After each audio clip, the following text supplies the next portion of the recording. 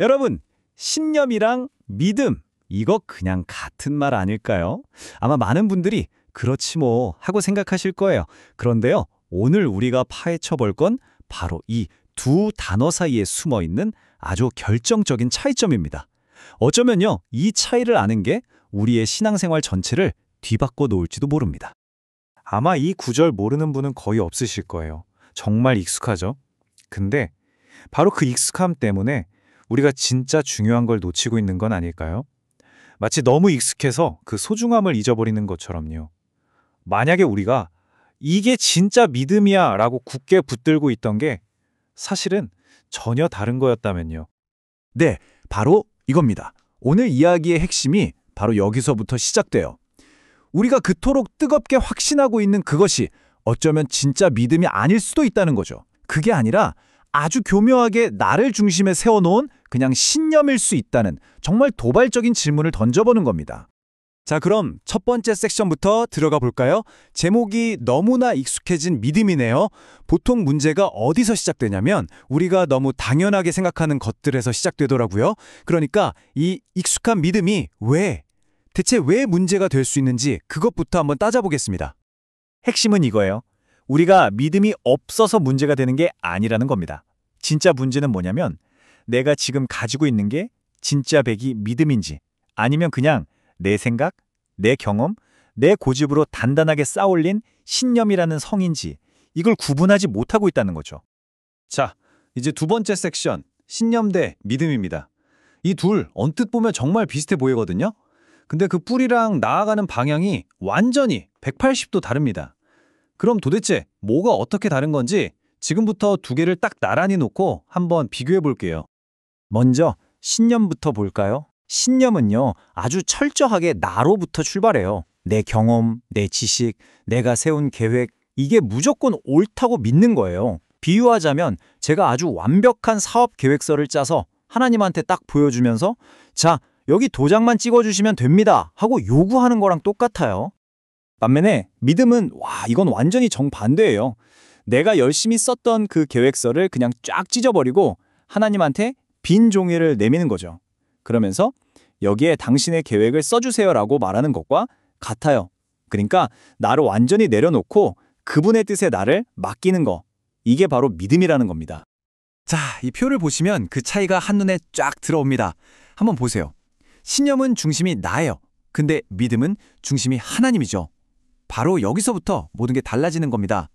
특히 맨 마지막 줄, 실패했을 때 어떻게 반응하는가 이거 꼭 보셔야 돼요. 내 힘을 믿는 신념은 실패하면 와르르 무너지지만 하나님을 신뢰하는 믿음은요, 신기하게도 실패를 겪으면서 오히려 그분을 더 단단히 붙들게 된대요.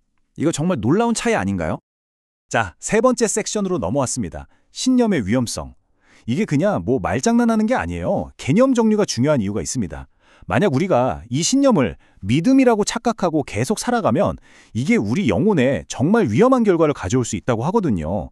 과연 어떤 위험일까요? 이 문장이 정말 뼈를 때리네요. 신념은 하나님을 당신의 계획 안에 가두는 위험이다. 결국 신념이라는 건 하나님을 내 뜻이라는 아주 작은 상자 안에 가두어 버리려는 시도라는 거예요. 하나님, 제가 정해놓은 이 길로만 따라오세요. 제 계획에 도장 찍으세요 하면서 하나님을 내 맘대로 조종하려는 거죠. 생각해보면 정말 위험한 발상이에요. 이 위험이 그냥 이론적인 얘기가 아니라는 걸 보여주는 아주 생생한 예가 성경에 나옵니다. 바로 사도 베드로의 이야기인데요. 이 이야기를 듣다 보면 어쩌면 그의 모습에서 바로 우리 자신의 모습을 발견하고 깜짝 놀라게 될지도 몰라요. 자, 이 과정을 한번 따라가 보죠. 먼저 하나님이 베드로에게 환상을 보여주세요. 이게 1단계. 그리고는 아주 분명하게 명령을 내리시죠. 잡아먹어라. 이게 2단계. 그런데 베드로가 어떻게 반응하나요?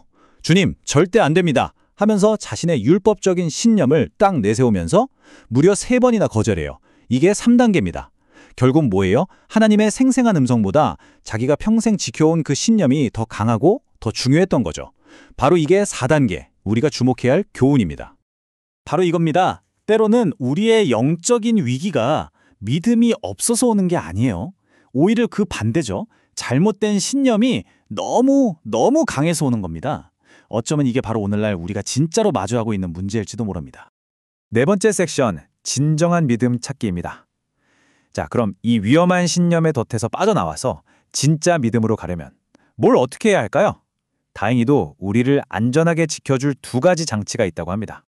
첫 번째는요, 바로 성경과 계속해서 나를 비교하고 대조해보는 거예요. 내 생각이 진짜 말씀에 맞는 건가? 하고 끊임없이 점검하는 거죠. 그리고 두 번째는 공동체와 함께하는 겁니다. 나 혼자만의 생각에 빠져있지 않고 다른 사람들의 지혜를 통해서 혹시 이게 내 고집은 아닐까? 하고 돌아보는 시간을 갖는 거죠. 이 두 가지가 바로 우리가 신념이라는 나만의 세계에 갇히지 않도록 막아주는 아주 중요한 안전장치 역할을 해주는 겁니다. 자, 이제 마지막 다섯 번째 섹션, 곱비 놓아주기입니다. 지금까지 했던 이 모든 이야기가 결국 우리의 가장 실제적인 신앙생활, 바로 기도에서 어떻게 드러나는지 한번 구체적으로 들여다볼게요. 여러분은 지금 신념으로 기도하고 계신가요? 아니면 믿음으로 기도하고 계신가요? 이 둘의 차이가 확 느껴지시죠? 왼쪽, 신념의 기도는 사실상 통보예요. 하나님, 제 계획은 이거니까요. 여기에 축복만 해주시면 됩니다. 아셨죠? 이런 식이죠. 하지만 오른쪽, 믿음의 기도는 질문입니다. 하나님, 이 상황에서 당신의 계획은 뭔가요? 제가 어디로 가야 할까요? 뭘 해야 할까요? 이건 정말 차원이 다른 기도입니다. 이게 마치 노래를 잘 부르고 싶은 사람한테 목에 힘부터 빼세요라고 조언하는 것과 똑같아요. 우리도 영적인 삶에서 힘을 빼야 한다는 거죠. 내 힘, 내 노력, 내 계획, 여기에 잔뜩 들어간 그 굳은 힘을 스르르 풀고 나보다 훨씬 더 크고 위대한 능력에 온전히 나를 맡기는 것, 그게 바로 믿음이 요구하는 겁니다. 아, 이 새 신발이라는 비유 정말 마음에 와닿네요. 내 발에 너무 잘 맞아서 편하긴 한데 이미 다 낡아빠진 그 신념이라는 신발은 이제 좀 벗어던지고요. 처음엔 좀 어색하고 발이 아플 수도 있겠지만 믿음이라는 새 신발로 갈아 신고 새로운 길을 한번 걸어보자는 아주 강력한 초대가 아닐까 싶습니다. 그리고 바로 이 질문이 오늘 우리가 나눈 이야기의 마지막이자 가장 중요한 핵심입니다. 오늘 하루를 보내시면서 그리고 앞으로 계속해서 스스로에게 한번 물어보시면 좋겠습니다. 나는 지금 신념의 길을 걷고 있는가? 아니면 믿음의 길을 걷고 있는가? 지금까지 들어주셔서 정말 감사합니다.